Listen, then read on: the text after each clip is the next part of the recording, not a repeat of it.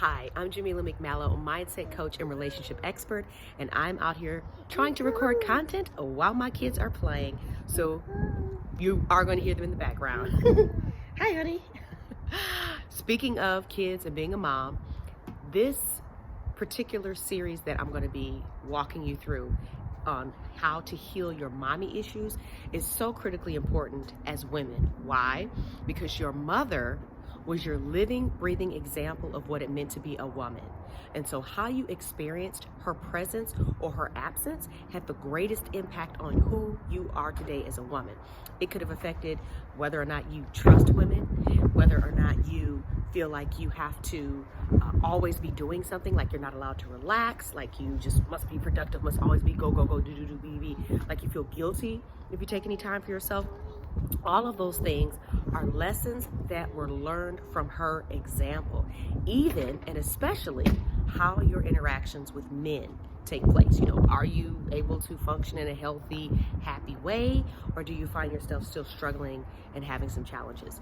This is why when I work with my clients, it's not just we're going to focus on your daddy issues. We're going to focus on the relationship you had with your mother as well in childhood. Why? Because both of your parents had an impact on the woman that you have turned out to be today and how you're showing up in your relationships with men.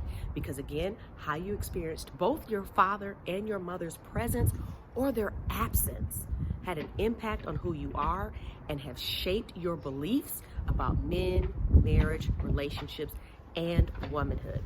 So with this first video, I want to talk to you about if your mother was not around, what that did to you.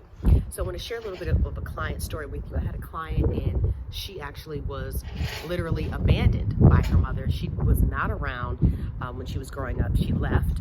Her parents divorced and her mom chose to leave her with her dad. And she was in and out of her life throughout over the years. And what ended up happening is that she started to feel very it took something from her, because if your own mother, who's carried you in her body for 9 months, who is the one person on the planet who's supposed to love you unconditionally, abandoned you to go after her own selfish pursuits, then that must mean on some level that she was unlovable, undesirable, unwanted. Because if your own mother isn't willing to make sacrifices to care for you, to love you, then who else would? Mama. Hi, honey. I got this. Awesome. Here, let me zip that up for you. Okay. Okay, put your hood on because it's a little chilly, it's windy.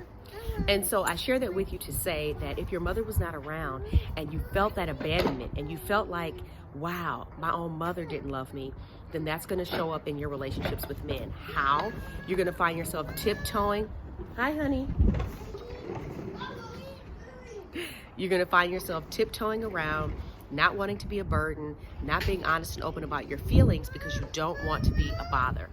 So how this showed up for my client is that she did not feel worthy or lovable and felt like she always had to perform, was only allowed to be upbeat and bubbly at all times and not really herself because of that fear of being abandoned or whatever it was about her that her mother couldn't love her enough to stick around, that somebody else would figure it out and leave her too. And so that's how she was showing up in her marriage with her husband. But through our work together, she was able to lose that and start to feel like she could be more vulnerable and communicate with him more. And as a result, they drew so much closer. And she realized, hey, he really does love me. I told her, of course, but he did. And he wanted to be there for her. He never wanted her to be suffering silently. She had chosen wisely. She chose a very good man. She just had to trust herself enough to show up 100% authentically in that relationship. So that is one of the biggest impacts that you can have when your mother was not around when you were growing up, or if she abandoned you or whatever. She literally wasn't there. The other part of it is you didn't have her example.